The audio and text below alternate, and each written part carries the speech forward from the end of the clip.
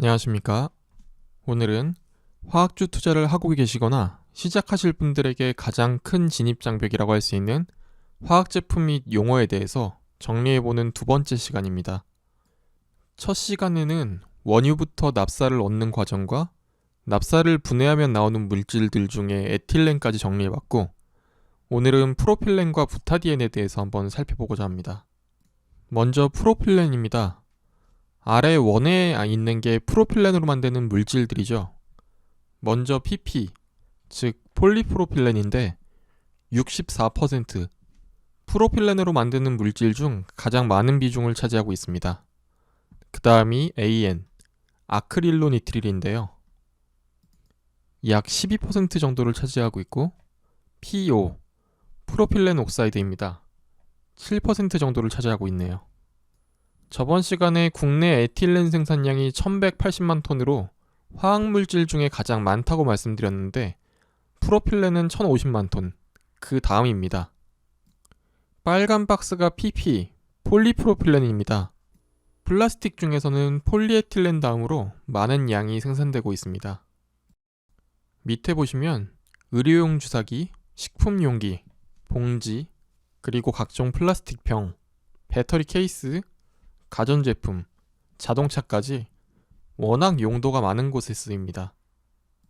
저번 시간에 폴리에틸렌이 에틸렌을 화학적으로 뭉쳐서 만드는 거라고 말씀드렸는데, 폴리프로필렌은 마찬가지로 프로필렌 가스를 화학적으로 뭉쳐서 만듭니다. 2010년 전까지만 해도 보통 프로필렌은 아까 설명드렸던 것과 같이 주로 납스타를 분해해서 나왔었는데, 2010년대에 미국에서 셰일가스가 본격적으로 개발이 되면서 프로판 가스의 가격이 저렴해지자 PDH, 즉 프로판에서 수소를 제거해서 프로필렌 가스를 만들어내는 비중이 많이 늘어나게 되었습니다.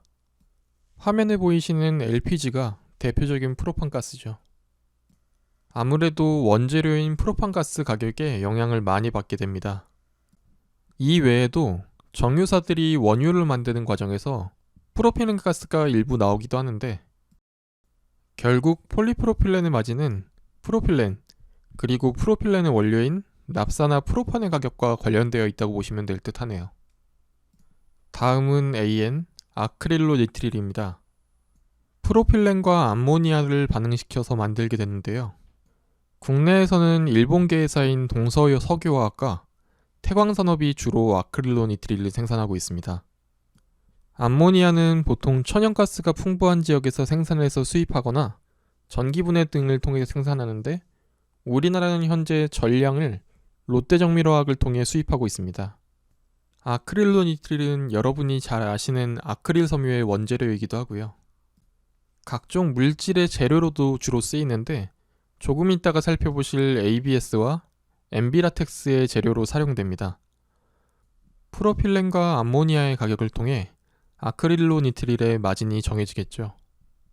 프로필렌으로 만드는 세 번째 물질, 프로필렌 옥사이드입니다. 산화 프로필렌이라고도 하는데요. 국내에서는 SKC와 S오일이 생산하고 있는데, 현재 업황이 매우 좋은 편에 속하는 물질입니다. 이 프로필렌 옥사이드로 만들 수 있는 물질 중에 폴리올이 있습니다. 폴리프로필렌 글리콜이라고도 하는데, 폴리우레탄의 기본 원료 중에 하나입니다. 다음 시간에 설명드리게 될 톨루엔을 재료로 만든 TDI 혹은 MDI와 반응시켜서 폴리우레탄을 만들게 됩니다.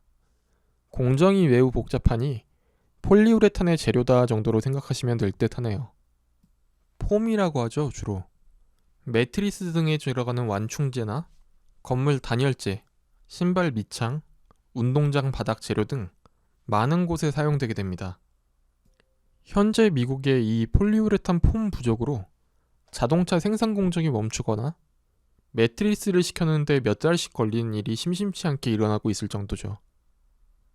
프로필렌은 이 정도로 살펴보고, 다음 재료인 부타디엔 한번 살펴보시겠습니다. 합성고무의 주 재료인데요. 에틸렌이나 프로필렌과는 다르게 부타디엔은 전 세계 생산량의 90%가 넘는 비중이 NCC에서 납사를 정지해서 얻어집니다. 특성상 부타디엔이 모자른다고 부타디엔만 따로 생산하거나 낳는다고 생산하지 않을 수 없기 때문에 가격 변동이 매우 심하게 됩니다. 부타디엔으로 생산하는 물품들을 보시면 약 60% 가까운 비중이 SBR 그리고 BR, 즉 고무 생산과 연결되어 있습니다. 고무 생산만 놓고 따로 보면 국내에서는 아무래도 금호석유화학이 가장 큰 비중을 차지하고 있고 LG화학이 그 뒤를 뒤따르고 있습니다. 하지만 원재료인 부타디엔만 놓고 보면 NCC 설비를 가지고 있는 기업들이 주로 생산하고 있죠. 그럼 먼저 BR, 부타디엔 고무입니다. 폴리부타디엔 고무라고도 부르는데요. 부타디엔을 화학적으로 뭉쳐서 만들게 되고 사진에서 보시는 것과 같이 타이어 안쪽 혹은 골프공의 신발 등 상당히 많은 부분에서 사용됩니다. SBR입니다. 스티렌 부타디엔 고무죠. 부타디엔에 스티렌을 일부 첨가하여 만들어집니다. 주로 타이어의 바깥쪽 등 내구성이 필요한 부분에 사용됩니다. NBR, 아크릴로니트릴 부타디엔 고무입니다. 부타디엔에 아크릴로니트릴을 일부 첨가하여 만들어지고 인체의 무해한 특성 때문에 라텍스 장갑 생산에 이용되어 코로나 이후 가격이 고공행진 중입니다. 기본적으로 투자를 위한 영상이기 때문에 자세한 공정까지는 알아볼 필요는 없을 듯 하고 결국 부타디엔과 스티렌, 아크릴로니트릴 등을 이용하면 각 제품의 마진을 구할 수 있게 됩니다. 이익을 추정해 볼 수 있는 거죠. 고무 제품들 다음으로 부타디엔이 많이 쓰이는 ABS입니다. 국내에서는 LG화학과 롯데케미칼, 금호석유화학이 주로 생산하고 있고요. 가구나 가전, 차량 등에 많이 쓰이고 요즘은 3D 프린터의 필라멘트로도 많이 쓰입니다.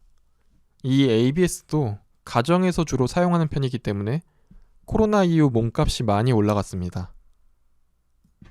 이 ABS의 약자가 아크릴로니트릴, 부타디엔, 스티렌 세 가지 물질의 약자입니다. 위에 보시면 ABS의 마진이 보이시죠?